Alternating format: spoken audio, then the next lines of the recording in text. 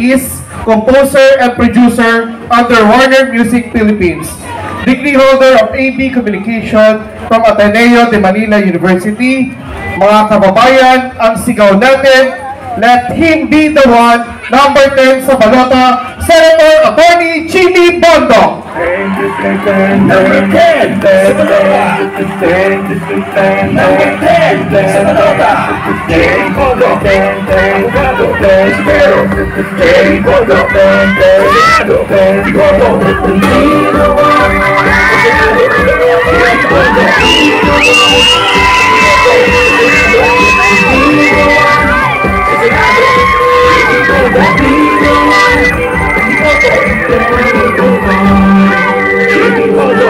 number 10 sa balota. May ipapakita lang po ako sa inyo. Pwede ba ako maghubad?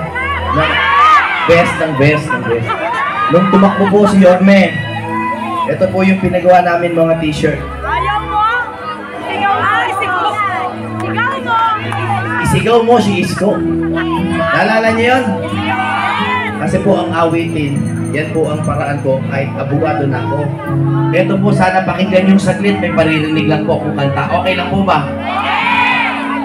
Tama na, sobra na, kinuha niyo ang aming ama. Tama na, sobra na, hindi niyo ba nagdarama? Si Digong ay naglingkod lang ng tapat. Si tatay lang ang nagmahal sa aming lahat. Ibalik niyo si Tatay Digong, walang salang ikinulong, palayain niyo na ngayon. Ibalik niyo si Tatay Digong, kasal ay nakakaya, kapayapaan ng bansa. Ibalik niyo si Tatay Digong, ibalik niyo si Tatay Digong. Tama na, sobra na, pinamalang niyang mali. Tama na, sobra na, buong bansa inaapi.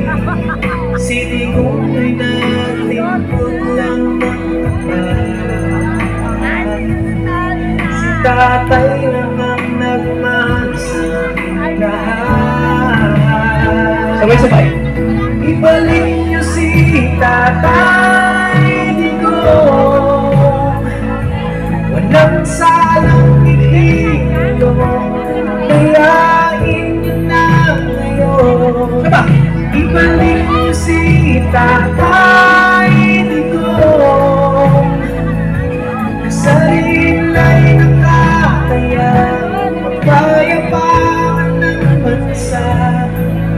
Ibalik niyo si Tatay Digong, ibalik niyo si Tatay Digong. Kung gusto niyo pong buuin, panoorin niyo na lang po sa YouTube. Pakihinaan ako. Maraming salamat po sa pakikinig. Sinulat ko po yan para ho kay Tatay Digong at tayong mga alam ko namang supporter pa rin ni Tatay. At kung hindi man kayo supporter, alam nyo naman po na ang Pilipinas ay may kasarinlan. Ako po, si Attorney Jimmy Bondo. Alam ko po, mas naaalala nyo ako bilang singer. Tama po ba? Ako po ay nag-abogado, nagtrabaho po ako sa gobyerno, sumuporta ng matagal na kay Yorme, at ngayon po ay tumatakbo sa Senado. Bibilisan ko lang po yung aking pananalita dahil po ang dami pong magsasalita. Pero, pag nagsispeech po kasi ako, pagkatapos yung mga tao sumisigaw, sample, gano'n. Kaya po pwede ba magkasundo na lang po tayo ngayon? Ano ba gusto nyo, mag-speech ako o sample na lang? Kita nyo? Kaya hindi ako mananalo eh. Para ho magkapag-asa ako, pwede ba ako magsalita kahit mga 3 minutes lang? Tapos kakanta ko kayong maikli lang. Okay lang po ba? Kung mamarapatin po rin ang ating mga host, sir. Oh, salamat po sa pahiram ng stage. 3 punto lang po. Huwag po kayo magugulat kasi minsan nasisigaw ako sa galit. Okay lang po ba? Okay lang ha, magsasalita lang ako bilang Pilipino, bilang abogado, bilang musikero. Okay lang po ba? Una sa lahat, walang magugulat. Ha? Walang magugulat. Game? Ikaw magugulat. Hindi tayo saklaw ng ICC. Sana po malinaw sa inyo. Gumagana ang piskalya, gumagana ang ating hukuman. Marami pong hindi sang-ayon sa mga ginawa ni Tatay Digong, okay lang po. Dito tayo sa Pilipinas magtuos. Tama po ba? Maraming salamat po. At kung sino man ang hindi naniniwala doon, mali po kayo. Hindi tayo saklaw ng ICC. The Philippines is a sovereign nation. Malinaw po. Pangalawa, may mga gusto pong mag-impeach sa isang vice president na 32 milyon ang bumoto. Papayag ba kayo? Sa Senado po, kailangan ng 2/3 ng 24, bali 16 sa mga marunong mag-math. 16 na boto out of 24, tanggal po ang binoto ng 32 million. Papayag po ba kayo? Kaya po tumatakbo yung Duterte, yung 10. Kasi po, 1/3 plus 1, wala nang impeachment. Ibig sabihin, kung 9 na senador po makapasok doon, hindi mai-impeach si BP Sara. Gawin nyo ng 10. Okay lang po ba? Pangatlo, tapos kakanta na ako. Okay pa ba? Gising pa ba kayo? Last na po. Make Manila great again. Ako po ay hindi taga Manila pero dito ako nagtrabaho. Dito po ang aking opisina at nakita ko po ang pagkakaiba. Masaya ba kayo ngayon? Malinis ba ang Manila ngayon? O dali natin sa nasyonal. Mura ba ang bigas? Magbe-20 pesos daw eh. Naniniwala ba kayo magbe-20? Kakanta na po ako, may kailangan na ako ikwento. Pagbigyan nyo ako, kasi po yung iba singer lang talaga yung alam sa akin. Pwede? Kala ko, sabi mo, adik ako. Hindi ako adik. Siya, okay. Huwag na natin pag-usapan yan. May kwento lang po ako sa inyo. Ako po ay ng abogado. Mabago-bago lang po, mainit-init pa. Pero kinasuhan po namin si Martin Romualdez at ang kanyang mga kasamahan. Ang kaso po namin na pinahil sa kanila, falsification of legislative documents. Dahil po, yung taunang budget po, puro blanco, binalasubas. Okay? Pagdating po sa presidente for signature, may laman na yung blanco, 241 billion, hindi po ba falsification nyo? At, ano po yung mga departamento na pinaglaruan?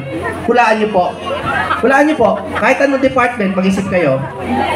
Health, hindi po health. Ano pa? Hindi rin DSWD. Good guess. Ano pa? Agriculture. Isa pa, dalawa yun eh. Yung pangalawang pinaglaruan na 241 billion, ano po yun? Ganun, naka-public document naman. Irrigation. Ibig sabihin, yung palay, agriculture, yung pandilig, irrigation, pinaglalaruan. Yung budget po, hindi pa lumalabas, ninakaw na. Yun po ang problema ng Pilipinas. Kaya kung namimili po kayo ng senador, huwag niyo na po isipin yung maraming batas na iniisip, okay din yon. Pero ang una niyong isipin, yung hindi na nanakawin yung taunang budget natin. Dahil po ang korupsyon ng Pilipinas, hindi pa lumalabas ang budget, ninakaw na. Gusto niyo bang kumanta na lang ako? Sabi ko na. Ako po ay kakantang maikling-maikli. And of course, very soon makikita na po natin si Vice Mayor Chi at si Yorme Isko. Kakantan ko po kayo para lang po maalala nyo naman ako at para rin po sariwain natin, no, at bigyang pugay ang ating karapatan mamahayag. Alam niyo po, yung ibang congressman nyo dito, niyuyurakan na po ang karapatan natin magsalita. Sana naman walang umawat sa akin sa aking pagkalita.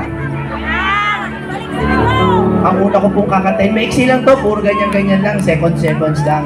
Ang una ko pong kakantahin para ho sa mga bagong hiwalay. Ang title po nito, Let Me Be The One. Alam ko po, love song ang tingin nyo dito. Pero para sa akin po, ibang-iba po ang tingin ko sa kantang to. Ang kanta po na to ay biyaya po ng buong may kapal sa akin. Binigyan niya po sa akin to, nagka-hit song ako, 28 years old ako noon, wala na akong pera. Nagka-hit song ako at nagkaroon ako ng karera.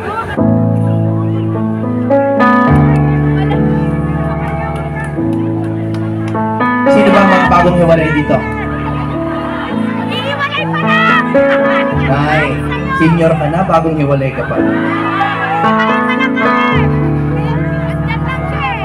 Somebody told me you need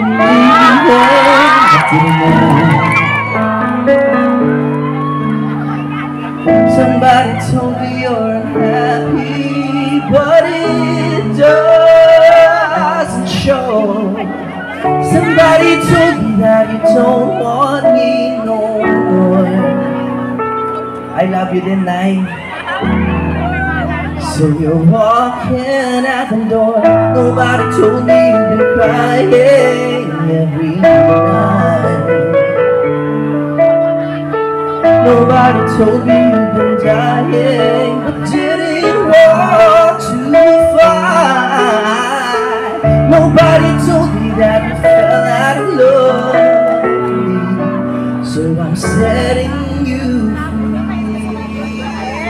free.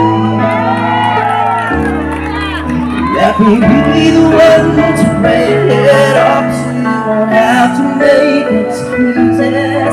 You don't need to find yourself where someone wins and someone loses. We just have to say our love was true, but has now become a lie. So I'm telling you I love you one last time. And goodbye, just turn around and walk away, 'cause you don't have to live like this.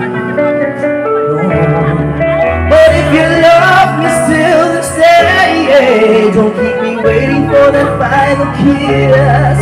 We can work together through this test, but we can work it apart. I just need to get this off my chest, that you will always have my heart. Let me be the one.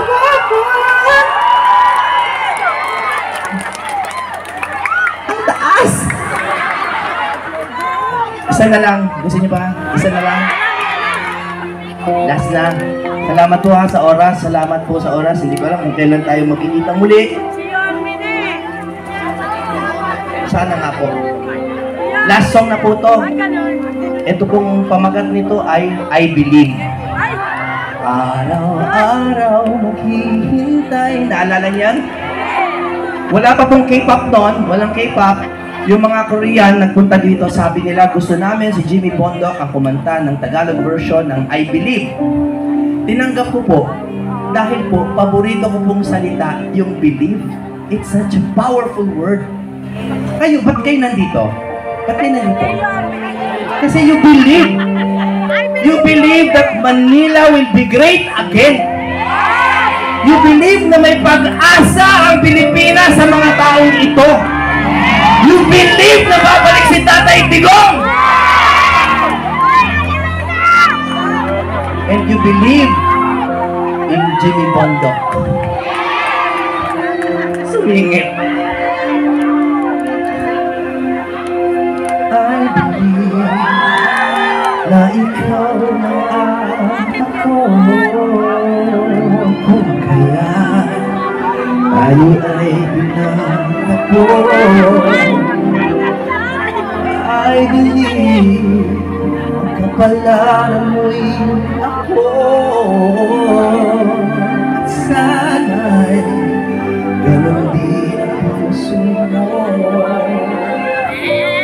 na ay hindi mo ko gusto. Kaibigan lang ang turing mo, paano na ako?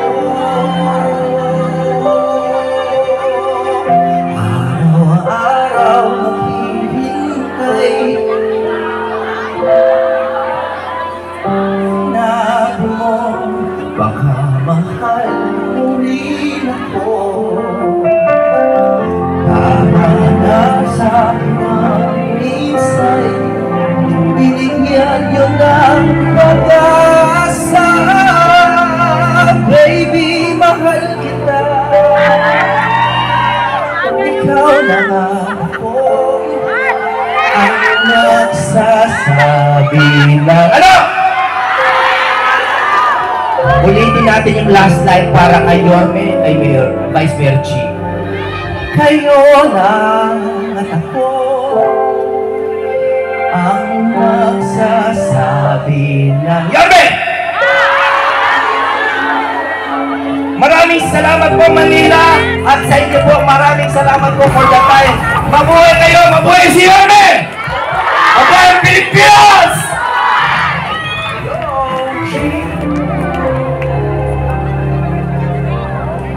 Muli palakpakan po natin, supportahan po natin, number 10 sa Balata, Senator Attorney Jimmy Bondo! At ngayon po, sa pagpapatuloy ng ating programa, sabay-sabay po natin panoorin ang video na ito.